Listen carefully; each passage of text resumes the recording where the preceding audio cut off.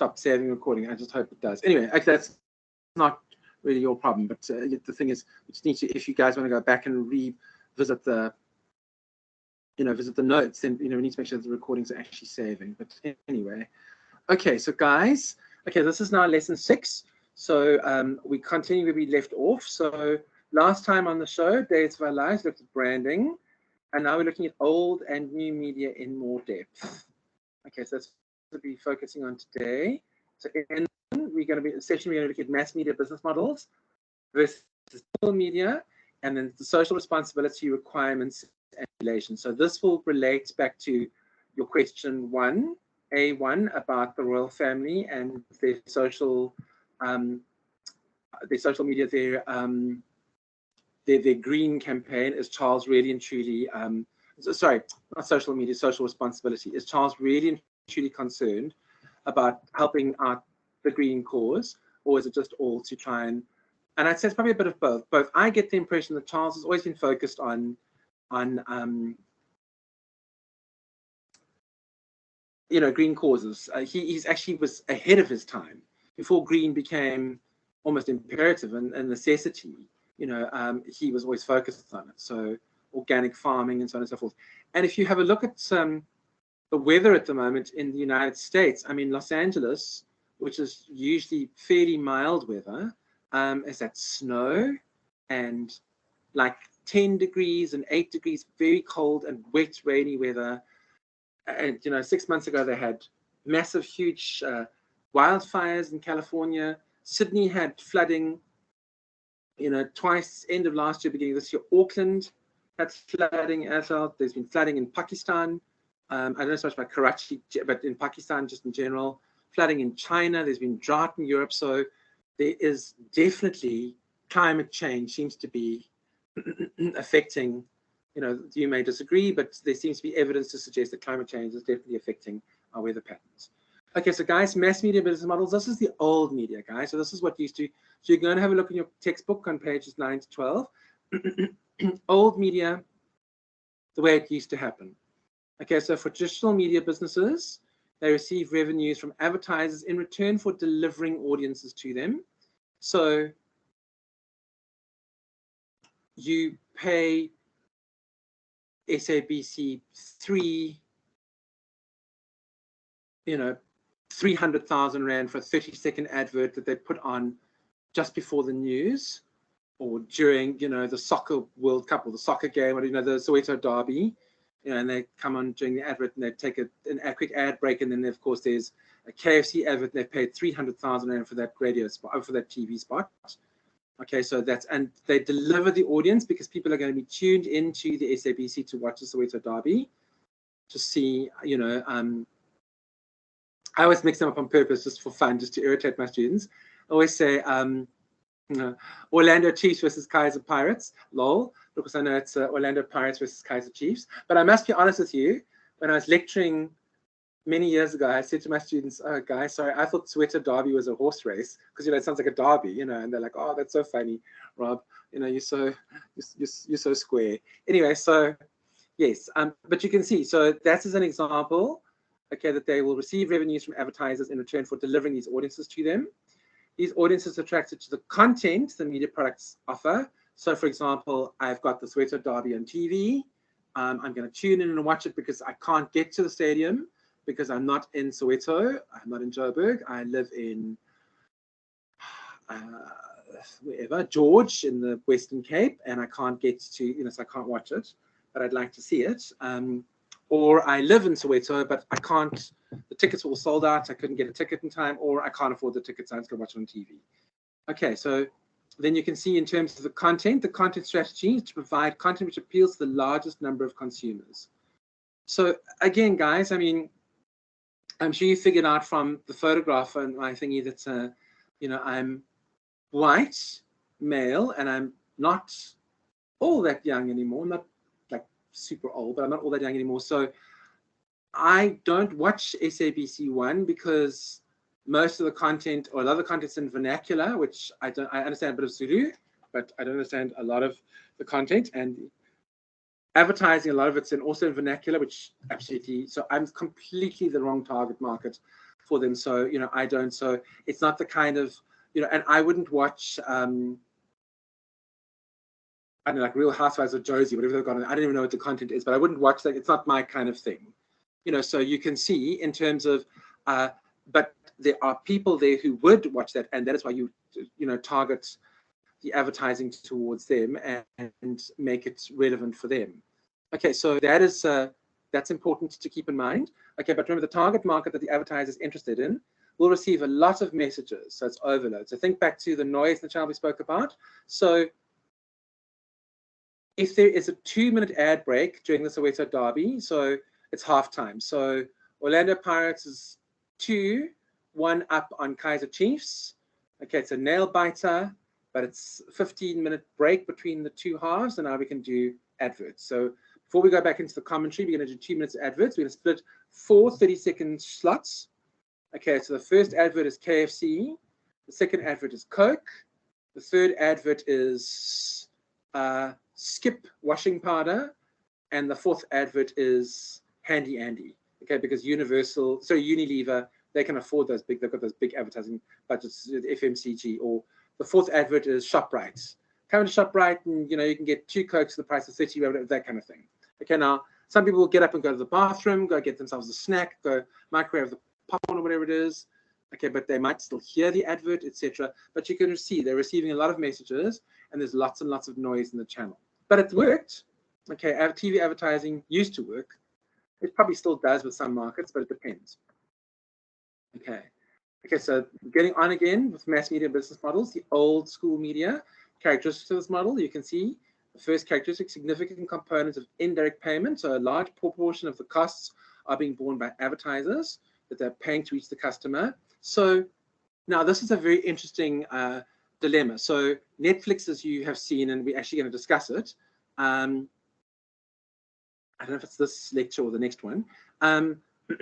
Netflix, excuse me, has seen a drop in revenues after people have come out of COVID. They no longer want to spend all day, you know, lying in bed watching movies. They now want to get out and they want to go and experience things. They want to go to the beach or go to the park or go to the shopping center or go to, you know, the club or go for a cup of coffee, whatever it is. Okay, so they have now said, well, we've lost subscribers. Should we therefore, you know, not push up our subscription fees? Should we just include advertising?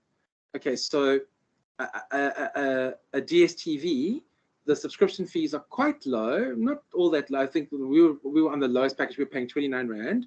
Netflix is now 49 Rand and Showmax is 39 Rand, but you're still exposed to adverts on DSTV for the low-end channels, whereas you can skip those adverts if you're with Netflix or with Showmax, as an example. So, but the thing is, you could also argue, Rob, DSTV is old media because it's on a TV. But guys, then think of the divergence and the convergence, so not the divergence, the convergence of old and new media. We now have smart TVs. Okay, so you can watch SABC 1, 2, 3, Mnet, Dish, whatever, DSTV on your smart TV. Or you can switch over to a subscription streaming service like Netflix or Showmax or, you know, Apple Plus or Disney Plus or Peacock or whatever it is. Okay, or you can just go into YouTube and watch YouTube. So that's all, there's this big convergence of media onto what used to be a TV that was just used for TV. If you wanted to go onto the internet 10, 12 years ago, you could never do it on your TV. And I'm not saying you can necessarily do everything on your TV. There may come a point in the future where you can even open up Word documents and Google stuff on your TV. I mean, what I sometimes do, which is so weird, people think I'm strange, I will be halfway through a movie and I'll suddenly see like the setting of the movie is they're in Montgomery in Alabama. I'm like, I wonder what that's like. And then I'll go on Wikipedia Montgomery in Alabama and read about Montgomery and Alabama for 20 minutes. Okay, no, and then I'll go back to watch the movie. So we couldn't do that 30 years ago, you know, and that's the kind of interconnectedness of media that we have these days. Okay, so we don't have that with old mass media business models, but with new stuff we do. But they're diverging, guys. They're coming together. Sorry, not diverging, they're converging. They're coming together. Okay, so it's based on standardized products. A lot of FMCG advertisers on like TV. So Skip, Omo, MAC, Sunlight Liquid, Handy Andy, they will all advertise because they're standardized products that a lot of people use. Excuse me, if you look at a YouTube channel, they will try to make the advertising fit the channels that you watch or what you've looked up on YouTube. If you logged into your YouTube channel, I've noticed this with Google. If you logged into your YouTube channel through your Google account, they will send you adverts that are based on the kind of emails that you receive or the Google searches that you do. So it's all very, and some people say, well, Rob, it's very sinister because they really are tracking you. They are, guys, people are being tracked. So that might be a bit scary. Well, then you need to become Edward Snowden and, do a whistleblower thing. Okay, this model is being reconstructed due to convergence. New media is making this landscape very interesting and exciting. So we're seeing this huge overlap between these things. Okay, so it is this one. I was confused. I thought it might have been the next one. Okay, so guys, I'm not going through these videos with you because simply because I don't want to mess up our lovely, stable sort of connection. Please go watch these. How does Netflix work and make money? And you can see I've added in another one here. Behind Netflix's turbulent year, how the streaming giant reversed subscriber losses was a Wall Street Journal article on YouTube. Okay, so guys, everybody coming out of the COVID-19 coma, this is why Netflix has seen a drop in their revenue. So people were stuck at home, they were in lockdown, they weren't allowed to go out, they weren't allowed to do much. So they subscribed to Netflix and started watching lots of movies, and they would work from home, be with their families, and become sort of cocooned. Then, of course, that's now changed. Everybody's coming out of that again. Look at the massive increase in air travel at the moment. There's a huge surge in demand for air travel. That's why companies who had retired the A380, that really big double-decker plane, like Air France and Lufthansa and etc., are now saying, no, we need to bring those planes back because we're getting these very, very, very, very busy routes between like a Joburg and a London, which is so there are two big A380s, British Airways class A380s on those routes. We need those planes back because there's been this huge increase now, people wanting to get out again. So then, of course, there's competition. Showmax, BritBox, Prime, Disney Plus, etc. And then, of course, attention deficit, TikTok or YouTube. Sometimes, I don't know about you guys, I will say, I don't want to watch a movie tonight on Netflix, or I haven't got the time. I need to prepare student lecture, or I need to do some other stuff, or I need to, look at my consultancy and see which clients of mine need help, or etc. Or do whatever I'm going to do. But sometimes I'll say, I don't feel like watching a whole movie or a series. I'll quickly just watch 15 minutes of YouTube, just check out a couple of YouTube shorts or some short things, and then I'll either, go crash or continue working just to, get my mind off things, whatever. So you guys may be the same, but those are some of the reasons why Netflix, but also you could argue, is Netflix traditional mass media or is it new digital media? And guys, where does the line begin and where does the next line end? Where does the one begin and the other end? Netflix, technically speaking, is not mass media, but technically speaking, it is. They've got millions and millions of subscribers, and they've got, they make billions of dollars. So it is kind of, but you won't necessarily.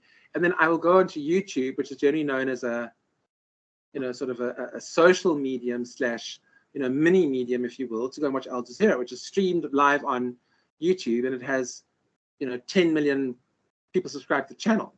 So is that mass media? Is 10 million people defined as mass media? I would say so. But you're not watching it on a mass media. You're watching it on, on your tablet or on your phone. All right, so guys, then digital media. Digital media is based on computing technologies by comparison. So now we're moving from old media to new media.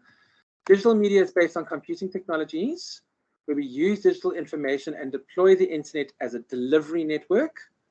Okay, so think about all the things that you use now for that. So if you were the broadcaster, let's say you are the sender of the message on your Facebook channel, okay, what are you sending out to people? Can you be defined as a mass medium? No, probably not, unless you have loads of followers. And if you do, guys, somebody's going to contact you and say, listen, we see that you are quite the media influencer. I know there's a woman that I used to work with. She is a media influencer. She started getting some good traction on Instagram, and companies would contact her and say, listen, can we pay you to promote our products. And she would go from party to party to party and, you know, just stand there and take selfies with product in hand, that kind of thing, to promote it. There was a very good movie, quite old now, about 15 years ago, called The Joneses, with Demi Moore and David Duchovny from The X-Files. And it's about this family that went into a new neighborhood, but they were a fake family. It was fake father, fake mother, fake son, fake daughter. And they went into school and they were actually just there to sell products. So they moved in, hi, met the neighbors, went to all the parties, just to sell products. So they would wear the product or speak about the product or use the product or whatever it is to convince people to, you know, buy all the stuff. And it's actually got a very sinister ending. One of the guys who ends up buying all the stuff ends up committing suicide because he's so indebted himself, you know, all the stuff. So it's got a very, but the thing is, when you see people, you know, media influencers on a TikTok or a whatever it is, and they're promoting their stuff, you know, it's sometimes paid for. It's paid promotion. Okay, so the digital media field is challenging to define because it is changing so fast, and also because we don't know, the lines are very blurred. Like I said to you in your, you know, in that mock answer that I gave you guys. We used to have above and below the line, then we had through the line. Now there is lineless. It's lineless marketing. There is no more line, because where does the one start and the other end? That we just don't know. Okay, and then we can see examples of digital media: audio, visual, social media, blogs, digital publications, display ads, podcasts, emails, websites, etc. So, guys, if you go back to the marketing communications mix with Philip Kotler, he will tell you that there are 5 elements of the marketing communications mix, which are advertising, public relations and publicity. Number 3 is sales. Number 4 is promotions. And number 5 is personal marketing or personal marketing communications. All of these things, guys, fall under personal communications. But again, where do you, the lines are so blurred. But I would say, for example, me, even though you send out a mass email to 20,000 people, because it says Dear Rob, or even if it doesn't, says hi there. Okay, when I send out emails to people, I might always say hi there, because I don't like using what's it called? Not SurveyMonkey. What's the other one called? It's that thing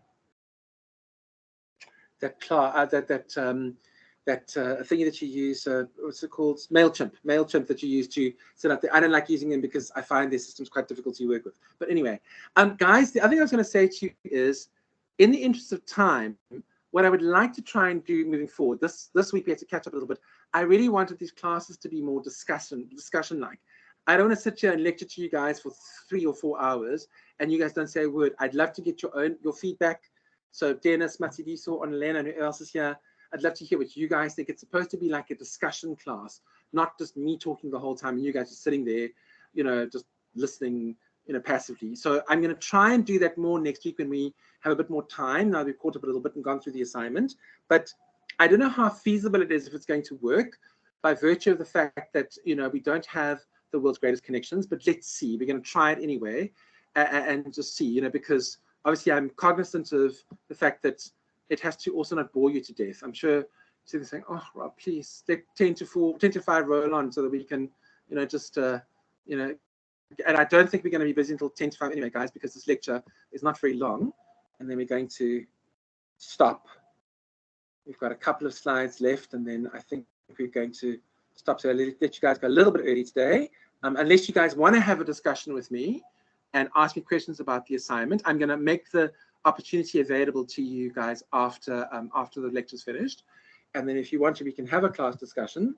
But I don't want to keep you here unnecessarily long if you don't want to be here. You know, we've gone through the work that needed to be covered today.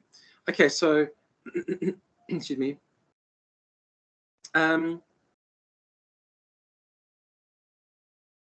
Sorry, I missed a point. Digital media can be created, viewed, distributed, modified, and preserved on digital devices, which is good. So you can download the YouTube videos, you can upload them, etc., etc. And this point at the bottom here, guys, was, as I said previously, the irony of the more things change, the more they stay the same. Fragmentation, disintermediation, disintegration of the old media versus integration and convergence. New media is putting old media in. Make no mistake, guys, TV still has a role to play. especially with somebody who is not necessarily, I mean, remember, you guys are in the media field. Your media consumption is very sophisticated, very specialized, very critical, okay, and very trained. Your consumption of media is trained. If you get, some person who is, I mean, I look at my mom, for example. Love my mom; she's an amazing woman. My mom does not use the internet. She does not send emails. She does not use TikTok, or wouldn't even know what TikTok is. Okay, does not use email and does not use WhatsApp. None of that stuff. So if she needs information, she'll get it from my sister, because my sister loves living on the internet, and she will feed the information to my mom.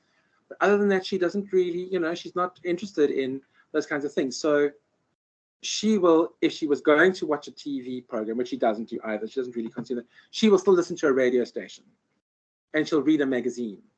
That's what, because she's kind of old school that way. But you will see you've got this fragmentation, disintermediation, disintegration, but then you've got this bringing together. So new media also brings in those things.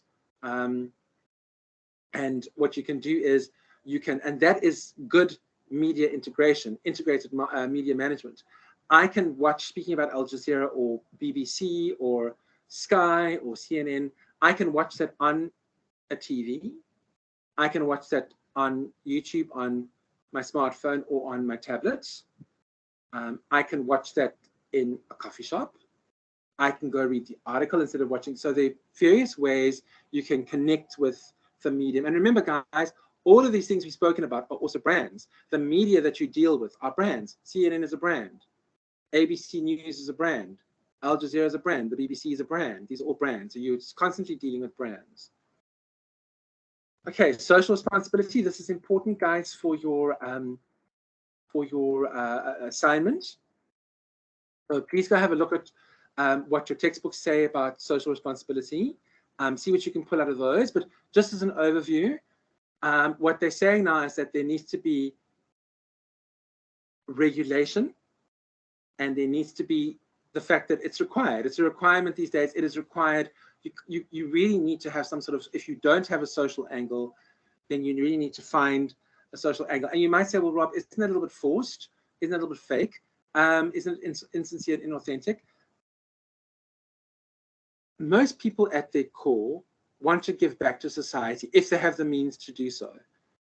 In whatever, there's some people whose cause is babies or animals or old people or the environment, but most of us want to give some of those that we've gotten something from. So I mean, my big, cause is animals first and foremost. I mean, I've collected funds for the SPCA. I've, I support PETA, etc., etc., etc. So all those kinds of funds, guys. We now have load shedding. My computer it's running fine, but I might have connectivity problems. So Dennis, if I log off or whatever it is, you battle to hear me, please let me know, and then I was going to try, but we could very well now have connectivity issues. Okay, I just thought I would let you know. Cool. Okay. Right, so guys, no matter what the goals of the media organization may be, it's the task of leadership to act in a socially responsible way. And also, what you can have a look at, very, very good, I haven't seen it. There's a movie that came out about Harvey Weinstein called She Said. And if you guys go onto Netflix, there's a movie there, I think it's Netflix or it might be Showmax, called Bombshell, about another case of, guys sexually harassing women in the workplace in a media organization. And how, there were these lovely, pretty young things, and this old, dirty old man, perverse old man said, listen, show me your legs, let me see a little bit more of your cleavage, that kind of thing, because he wanted all his media anchors to have beautiful legs, and when they started becoming old and whatever it is, he then started tossing them to the side, or if they gave him hassles and said, listen, I don't want to, I'm shunning your advances, he would then look for opportunities to work them out of their jobs. So media organizations need to be socially responsible in what they're saying. I mean, I actually had a huge argument the other day with somebody on YouTube, and we were never going to change other's minds. He was, I watched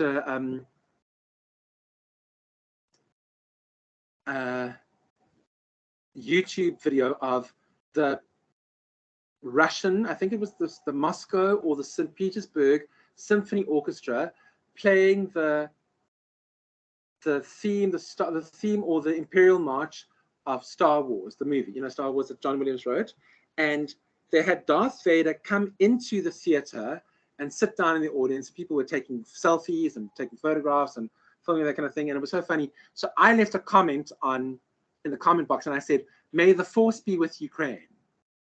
Of course, this, because it was on a Russian, pro-Russian thingy, I got lots of negative feedback. They're like, "You're delusional and you're just Western in your thinking, and Ukraine is the one that's at fault." I'm like, well, that's what you believe. I'm sorry, I don't support a war of attrition, and I don't support a war of aggression, where you don't like the fact that Ukraine wants to join Europe and you don't want to. So and so we had this huge discussion, and you can argue, is it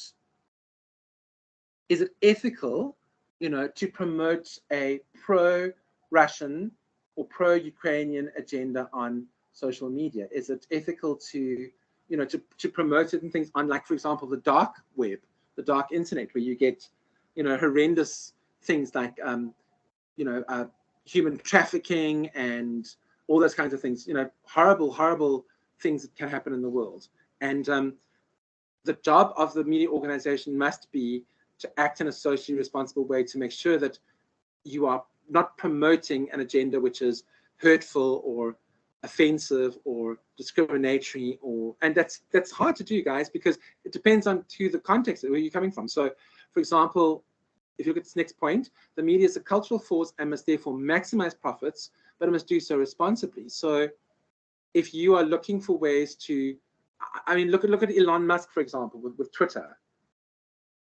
Some people are saying, should he have the ability to turn on and turn off Twitter and to influence political opinion? That's why he unbanned Trump and said, well, you can, I don't know if it's still unbanned, but unbanned Trump so you can come back on, but has also, everybody has bias. Everybody has an agenda based on their culture and their values and where they come from and where they're going to. Okay, so you can see the media shapes society, and its messages are fundamental to democracy. Now, remember, your textbooks are written for the West, the European American textbooks, so they will say in them, messages are fundamental to democracy. Well, what about Russia and China? This is my question. Russia and China is not really a democracy. It's a one-party state that happens to have a free market economy, sort of, kind of, okay? And Russia has put all sorts of, you cannot say that the war in Ukraine is a war. It's a special military operation. And if you protest on the streets of Moscow, you get arrested. So is that democracy? Is what happened with what's his name, George Floyd? Was it George Floyd? I think it's his name. Like the Black Lives Matter movie that we spoke about last week.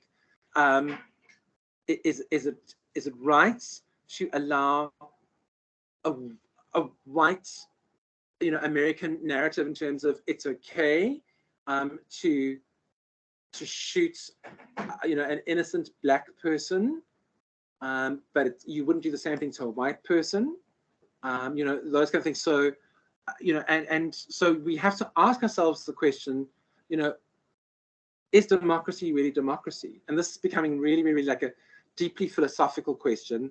I'm not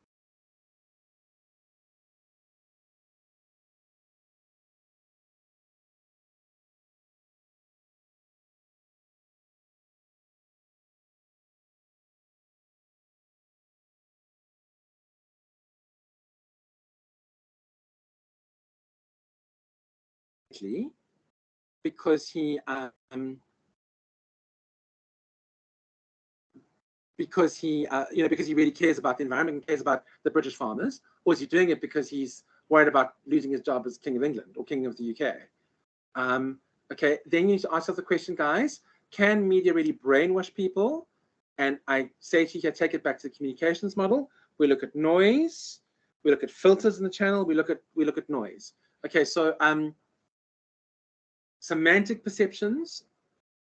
If I'm not speaking, okay, it's only Denison on Elena left, If I'm not speaking to both of you guys, there's a message coming through chat. Maybe the connection's really bad. Sorry, guys. I apologize for that. I've completely missed you there due to network. Oh, glory. Okay. Dennis, can you hear me now? Please can you let me know? Please let me know when you can, if you can hear me. Much better. Okay, cool. Okay, so what part did you miss? Did you miss the part I was saying about how this is relevant to your assignment? Is that the part that we were talking about Russia and China and the communications model? Let me just I'm hoping it's still good, Dennis. You haven't responded yet. It's it's obviously because you're having connection issues. I last heard what you're saying about Russia, China, and George Floyd. Okay, that's pretty much where we were. So what I was saying basically is, can media really brainwash people? Okay, do we? I was about to say to you, as Dennis, you and Onalena are now in the class. Okay, if I said to you, let's say both of you don't vote for the ANC. Maybe you both do, but let's say both of you don't. Okay, and I said to you, listen, guys, you both need to vote for the ANC. It is your patriotic duty. To vote for any other party is to be disloyal to the people who liberated you. To not vote for the ANC means to dishonor your parents and your grandparents who fought for your freedoms. It's a slap in the face of Hector Peterson in 1976. It's a slap in the face of Nelson Mandela. It's a slap in the face of the people who, whatever it is. If you do not believe the message that's coming from the people, it doesn't matter what I say to you, you will reject that message. The one thing when I was having this discussion with this guy about Ukraine versus Russia on YouTube is I realized something that my sister said to me. She said to me, never argue with somebody, with a fool, who was, people can't tell the difference. Now, I'm not saying this guy is a fool. I'm not saying that I was foolish, but I've done foolish things and I can be foolish. But he was never going to convince me that Russia is legitimized, in my opinion, as having invaded Ukraine. And I was never going to convince him that Ukraine has a legitimate right to exist as a country because Ukraine is its own worst enemy, etc., etc., etc., or Ukraine is trying to oppress its people who want to be liberated and want to go back to Russia. Nothing that I can say is going to convince him. Nothing that he says is going to convince me. It goes back to what we said about Coke. If the narrative that I spin, okay, and say to you is, because they actually tried this. I don't know if you guys are aware of this. Coke, there was a movie. I don't know if it's true. It might have been true. Coke did a split-second subliminal advert, like a Coke message, onto a cinema screen, and they had a cinema screen where there was this very old-school research. They had a cinema screen where they didn't have the Coke message as the control group, and the cinema screen where they did have the message flickering. And they then checked to see afterwards, maybe they got them just dressed in different t-shirts, which cinema ordered more Coke afterwards, because the message was flashed onto the screen, was like, buy Coke. Just a quick flash, you could barely see it, because it flashed, it was a quick subliminal message in the cinema. And then they went and checked Coke consumption afterwards, and there was no noticeable difference between the red team and the blue team. So what they're saying is that subliminal advertising doesn't actually work. Okay, and so because the truth of the matter is, all of us have semantic perception, selective perception. We will reject messages that we don't agree with, and we'll accept messages that we do agree with. So, like I said to you guys in that thing I was telling you about branding earlier on, if you are somebody who's a health crazy, crazy health health bunny, who does not want to drink Coke because you believe that sugar is bad for you, no amount of Coke advertising is going to convince you to drink Coke. You will only drink Coke if the doctor says to you, listen, you need to spike your blood sugar because your blood sugar has dropped and you're going to pass out. So have a glass of Coke.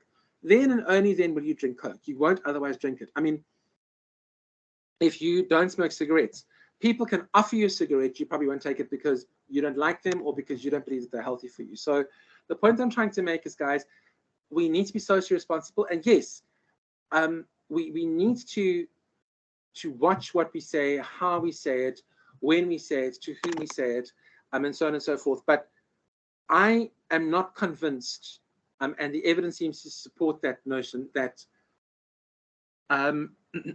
we can really and truly convert people using the media. We can, maybe we can. It's never ever a black and white matter. It's gray. I look, for example, at, they've done studies on how religions grow, how faith grows. Okay, so if you have a look at the rise of Islam, the stable, the stability or the plateauing of Catholicism, as a form of Christianity, and then sort of Judaism, whatever it is. Generally speaking, now, back then it was different. So when you had, the Spanish who conquered the Philippines and converted them all to Catholicism, that was effective. They became Catholic. But nowadays, and you might say, well, Rob, why? Why is it so different? Well, because nowadays we're exposed to different things. So the Philippines is very, very, very Catholic because they were conquered by the Spanish. Okay. But somebody who is Catholic, aside from a family member that they have a very strong influence over as a child, maybe, is very rarely likely to convert somebody who's not a Catholic to become a Catholic. Like, for example, if you're in Indonesia, now Indonesia is a predominantly Muslim country that allows freedom of religion, because I know I've been to Bali. Bali is part of Indonesia, but there they are, I think it's Buddhist.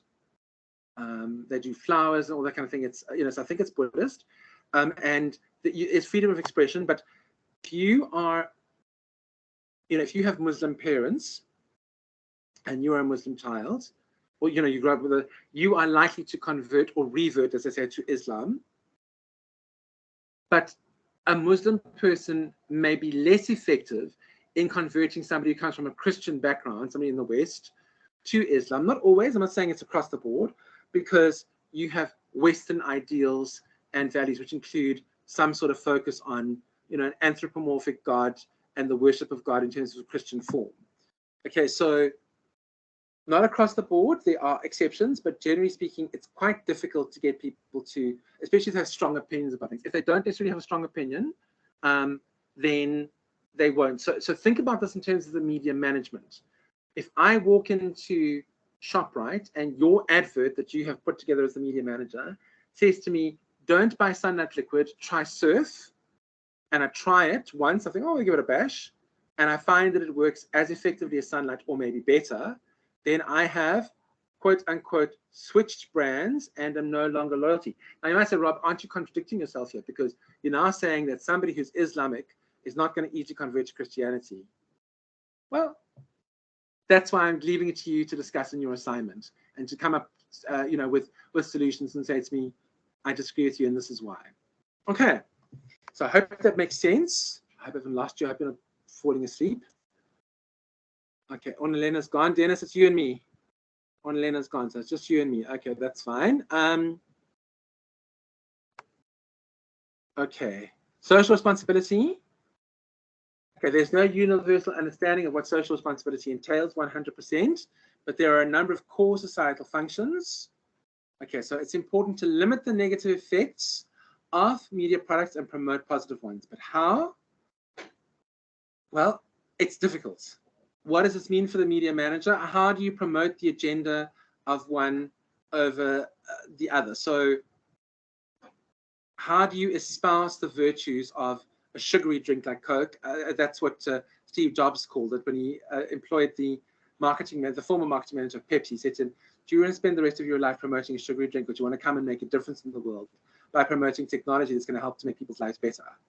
Okay, so you can say, but that wasn't really his intention, because some people say Steve Jobs was a nightmare to work for, like Elon Musk is a nightmare to work for. Okay, so how do you limit the negative effects of media products and then promote the positive effects?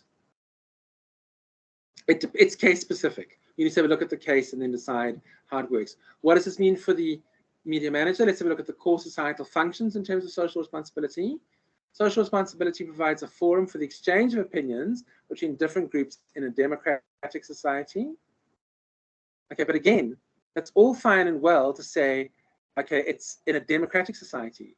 Does social responsibility and by extension, social media, which not necessarily the same thing, they're quite different. There's social responsibility in social media and social responsibility in normal media. Okay, but is China really a democracy? If you ask the Tibetan people who want to be independent and they're not allowed to be independent, China annexed Tibet in 1949, I think it was, 51, 52, but it's been part of China now for a good 60 years, more, excuse me, okay. And if you go and do some research on why it is that China wants to keep Tibet, people will tell you it's all about the water, which is so strange. And you think, so that's so basic, but it's about the water because all the headwaters of the rivers that flow through China start in the Himalayas, which start in Tibet. So if Tibet was no longer a part of China, they could control and cut off China's water. That's why Egypt is so angry with Ethiopia, because the Ethiopians have built this new high Renaissance dam that is affecting the water flow of the Nile River into Sudan and into Egypt. And they're saying, but you can't just cut off all the water, because what about all the people downstream? There are 100 million Egyptians who need water. And it's been a huge source. So you can say that it doesn't matter what you say, China is always going to spin the narrative and the agenda that Tibet is part of China. They always have been, they always will be, and that's the whole thing. Same as well, China is a huge country. It's massive. It's the third largest country in the world. Has one time zone, Beijing time. So the people who live in the extreme west of China, okay, if you cross over the border into Afghanistan, you actually immediately, you're going to set your clock back 3.5 hours, because that's the whole thing. So these people will get up when it's 8 o'clock in the morning. It'll still be dark because they're all on one time zone, which is weird. It's completely strange. But China has said, listen, one time zone, uniform, that's the way it is. Okay, so you can say that's weird. Okay, so providing a forum for the exchange of opinions between different groups in a democratic society. Is Russia democratic? Is China democratic? I don't know. You could, I wouldn't say so, but if you look at the definition of democracy, acting as an integrative influence, so social responsibility and social media can integrate influences, bring things together, bring people together. It can protect core values. Social responsibility can protect core values, the interests of children, or a diversity of cultural expression. So being socially responsible in what you're saying. For example, when Harry, speaking about Harry, when Harry wore the swastika on his arm, okay, at that party, first he tried to blame William and Kate for it and said, no, it was their suggestion, and they just laughed at it. Okay, that's why they laughed and said he thought that was them giving the approval. You can say that's really insensitive to Jewish people, because, or to anybody who's not Aryan, because that basically implies that you are condoning the actions of Hitler. And is that socially responsible as, you know, a member of the British royal family? Okay, so also can further the innovation in technological systems to encourage citizens to take up new technology. So, but the downside of that is also that you have to be aware that people are not actually saying, listen, guys, we need to put down our phones. We need to get off our phones. We need to put them down. We need to stop using them, because we're becoming addicted to social media and to technology, and we're not actually communicating together as family. So you can argue, what is the social responsibility that the technology industries have to ensure that people don't become addicted to their phones? That's why they now say, you spend this much time on your phone, time to take a break. They've got all these little things that they now say on your new phones, etc., to try and make sure that people are not ruining their lives by spending too much time on social media. Okay, let's see. Negatives in terms of social responsibility and how it can be negative. A violation of privacy, discrimination against minorities. So we already discussed that somewhat, but you can argue, I mean, I've had many arguments with people about, if I film you beating somebody up illegally in the streets, is that an invasion of your privacy? But you are committing a crime against somebody. That is why they've had this debate. People have now been filming, for example, City of Joburg or the JMPD, who are, you know, maybe taking a bribe or something, and they're filming people, and the cops are saying, get that camera out of my face. And some citizens are saying, I have a right to film you in a public space. And this clash of values and these clash of, of privacy rights, of rights. Okay, and the discrimination against minorities. That movie, if you look at your, Dennis, I know it's you in the class now. If you look at the second assignment, the supplementary assignment, one of the first question about social responsibility is, there's a new movie coming out that's just come out now called The Whale with Brendan Fraser. And Brendan Fraser's a little bit overweight, but he's not super fat. But he acted as a really fat guy. And they said, basically the movie's about fat shaming people. And instead of using overweight actors to make it authentic, you just put somebody in a fat suit. It's discriminatory and it's quite frankly insulting. And this movie that they've now created has been a huge sensation in Hollywood, is also getting a backlash because people are saying, how can you do that? And how can you? So you can see it's a very difficult thing to, where do you stand on these things? And it's difficult. Okay, so those are the negatives. In terms of the positives, social responsibility seeks to ensure the independence from political or commercial influences. Well, in some cases, so there's a plurality of opinion. It promotes the robust functioning of democracy by acting as a check on government, facilitates political discourse, and ensures a variety of opinions have a platform for expression, which thus affects the journalistic function. But again, is any of this true in Russia? Is any of this true in China? Is any of this true in Saudi Arabia? If you now go as a journalist and try and say on social media that Saudi Arabian women should have the right to vote, and they should have the right to whatever it is, and you should open up, Mecca to Westerners so they can come there and take photographs and be tourists, you're going to get a huge backlash from Saudi Arabia and from the Islamic world. In the same way that you look at this clash of values around Palestine versus Israel, as we spoke about earlier on. Okay, what does all of this mean for media managers? The regulatory framework exerts a strong influence on strategic options and, by extension, corporate strategy. So you have to be really, really careful, because if somebody in your organization, like the guy in Bombshell, does something in your name in the organization, the brand that's going to suffer the most is you. So you have to keep that in mind. And once again, you can take this back to the royal family. You can take this back to the ANC brand and say, if an ANC official opens, a government official opens their mouth and says something, that is negative about whatever it is or damaging, you can expect a backlash on social media from whomever it may be. Okay. And then they also guide programming and editorial decisions. So the media manager has to help with the regulatory framework and make sure that it is enforced, and then also forms part of strategy. And then that will guide the editorial decisions and the programming around what gets put out there. So keep that in mind and think about that when you're looking at your question 1A, A1. Okay, then our next gripping installment, we're looking at the value chain, but that is for next week. So Dennis, that is pretty much it. We're finishing a bit earlier. Can you still hear me? I'm hoping that you can.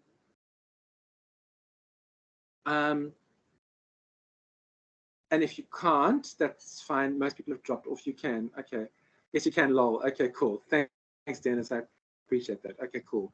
Do you have any questions for me? Is there anything you want to discuss in terms of the assignment? Is there anything you want to go through? Do you want to make a comment about something? Do you want to spend another 10 minutes doing class discussion and have a dialogue around things, or are you happy to go process this huge amount of information and put your feet up? What is going to work for you? I'm here to help you as you wish. What's going to work best for you? Not as yet. I need to go work now, then I'll revisit this lesson. Okay, cool. Okay, well, Dennis, in that case, then I'm going to stop this recording.